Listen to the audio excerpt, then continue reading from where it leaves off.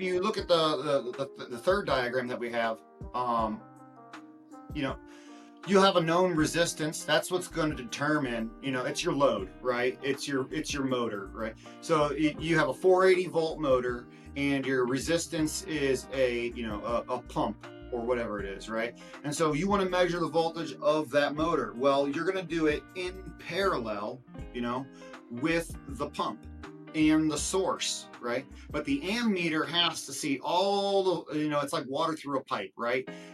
It has to see all the current going through it. So you have to push the current through the ammeter. Makes sense. I think that's a pretty thorough layman's explanation. It kind of makes it easy enough for most of us to understand. So, like I said, I've been away from the testing side of things, so that definitely was a good refresher.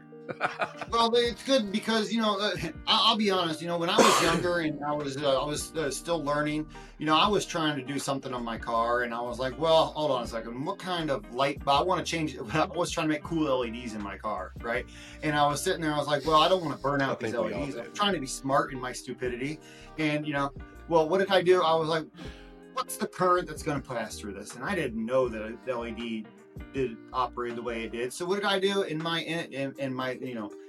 my puny little mind? I took the current leads and I put them directly across positive and negative. And what did I do?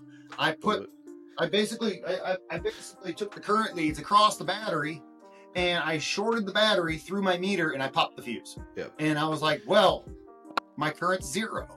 Because it popped so fast, I never got to see current. You never saw it, right? And so, I'm sitting there, I didn't know any better, but that happens so many times out in the field. I mean, if you go up to technicians, you say, hey, let me see your multimeter, and you make a basic little circuit with a resistor and a battery, and you just hook up the test leads just to see if you can pulse current through their meter and see if it works.